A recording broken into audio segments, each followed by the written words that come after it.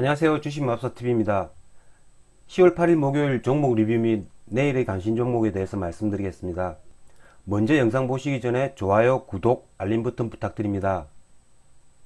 전일 마감한 미국장 같은 경우에는 나스닥이 1.88% 상승 마감했습니다. 트럼프가 경기 부양책 일부를 경기 부양책 중에 일부분에 대해서 민주당과 타결을 보일 것이라는 그런 내용 때문에 미국장이 전일 경기 부양책 협상 거부라는 그런 악재를 딛고 다시 1.18% 상승 마감했습니다. 전일 우리나라장은 그런 부분에 대해서 선반영해서 전일 상승해 주었기 때문에 그다지 큰 상승은 보이지 않았습니다. 코스피가 0.21% 상승했고요. 코스닥은 0.23% 상승 마감했습니다. 오늘이 옵션 만기일이라는 그런 것도 있었고요. 하지만 돈이 몰리는 종목에서 굉장히 많은 거래 대금과 시세가 나왔습니다. 금일 코로나 확진자 수는 대폭 감소해 가지고요. 69명으로 나타났고요. 지금 현재 코로나 라이브 현재 34명이 감소해서 내일은 한 40명대 정도가 될 것 같은데요. 코로나 확진자 수가 이렇게 줄어서 굉장히 다행으로 생각하고 있습니다. 그러면 오늘의 종목 리뷰부터 먼저 설명드리겠습니다. 첫 번째 종목은 자율주행 관련주죠. 텔레칩스인데요. 어저께 제가 방송에서 라닉스와 텔레칩스를 언급하면서 제가 텔레칩스를 시간 외에 오버나잇을 해갔는데요. 오늘 굉장히 많은 시세를 주었습니다. 라닉스 같은 경우에는 어제 시간 외 가격이 플러스 3.6% 상승했거든요. 그래서 얘가 오늘 이렇게 굉장히 신고가 돌파 매매를 돌파를 해줄 것이라고 예측을 했습니다. 근데 왜 제가 꼭 굳이 텔레치스를 오버나잇 했냐면요, 이 라닉스, 미동, 모트렉스 이런 애들은 전부 다 지금 단기 과열 완화 장치 예고가 걸려 있습니다. 하지만 텔레칩스 같은 경우에는 그 단기 과열 완화 장치 예고가 걸려 있지 않죠. 그래서 저는 같은 값이면 이렇게 단기 과열 완화 장치가 걸려 있지 않은 텔레칩스를 가져가는 게 좋을 거라고 생각했습니다.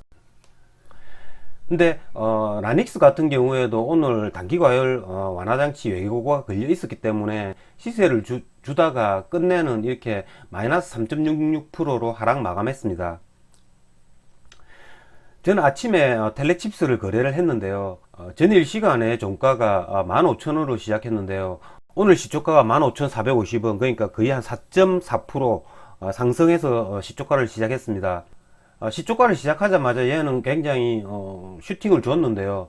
저는 이거를 어저께 오버나잇 한 물량을 한 10% 정도 수익 실현했습니다.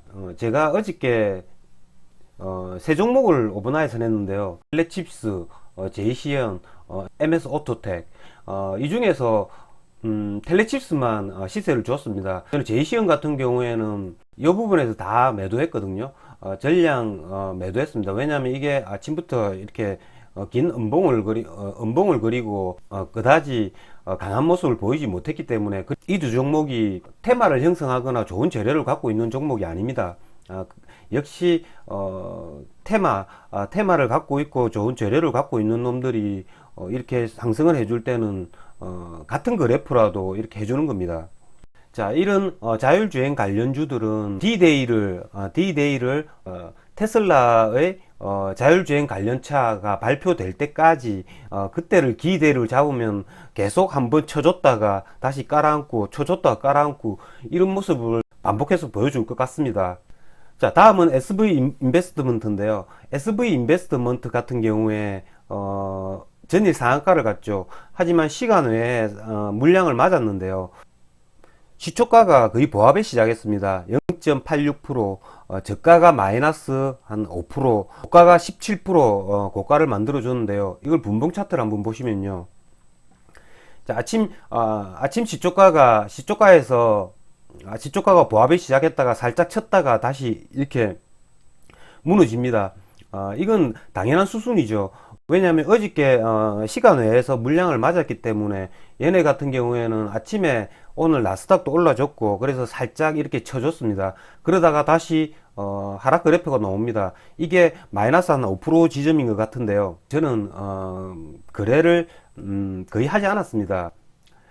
거래를 하더라도 진짜 조금의 물량을 가지고 뭐 거래를 했는데요. 굳이 거래를 한다면 요 부분이죠. 이 시초가 보합 부분을 뚫어주는 이 부분에서는 아마 매수를 했으면 시세를 주지 않았을까 생각이 드는데요. 어저께 오후 2시 반 이후에 상승했던 폭이 20%나 됩니다. 이 단기간의 시간 동안에 조정 한 번 없이 20%가 상승했기 때문에 그래서 이걸 굉장히 보수적으로 임한다고 생각을 했습니다. 전일 장 마감 직전에 이렇게 굉장히 상승폭을 크게 준 애들은요, 이렇게 돌파한다고 이렇게 시초가에 샀다가 다시 되치기를 당하는 경우가 제가 몇 번 있었거든요. 그래서 저는 굉장히 보수적으로 임했습니다. 자, 다음은 신성 ENG인데요. 신성 ENG 같은 경우에도 SV 인베스트 전일 거래와 거의 흡사합니다. SV 인베스트먼트가 2시 반에 어저께 2시 반에 땡겼다면 12시에 한번 이렇게 슈팅을 해주다가 다시 떨어집니다. 그러다가 조정을 받다가 얘는 한 1시간 정도 빠르죠. 1시 반에 이렇게 1시 반에 다시 SV 인베스트먼트와 똑같은 그런 모습을 보여줍니다. 저는 이거를 어저께 SV 인베스트먼트는 거래를 하지 않았지만 오늘 신성 ENG는 제가 거래를 했습니다. 왜냐하면 시간도 1시가 아니었고 주식은 제가 항상 강조하지만 트렌드입니다. 한번 반복되었던 것들이 계속 반복이 됩니다. 그래서 오늘은 신성 ENG를 거래를 했고요. 신성 ENG 같은 경우에는 요 부분이죠. 조정을 받다가 다시 쳐주는 이 지점 2640원 이 지점에서 매수를 해가지고 이것도 제가 제법 큰 수익을 냈습니다. 첫 번째 5% 정도 수익을 내고 얘가 15분봉을 무너뜨리지 않았기 때문에 다시 이 지점에서 매수를 했습니다. 2820원에 매수를 해서 다시 5%를 먹었습니다. 이게 상한가에는 제가 매수를 하지 못했는데요. 시간의 가격에서 상한가를 무너뜨렸다가 다시 상한가를 붙였습니다.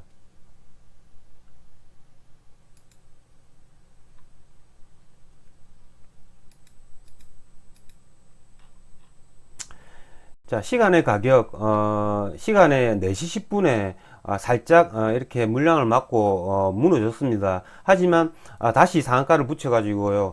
신성 ENG가 월요일 날 거래할 때 오늘 거래한 SV 인베스트먼트를 참조해 가지고 거래를 하면 거의 아마 흡사한 그래프가 나올 겁니다.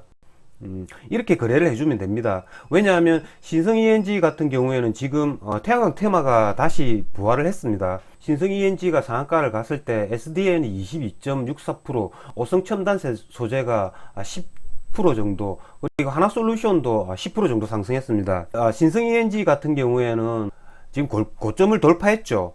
고점을 돌파하고 지금 날아가는 모습을 보이는데요. 이게 제 생각에는 11월 3일이 D-Day입니다.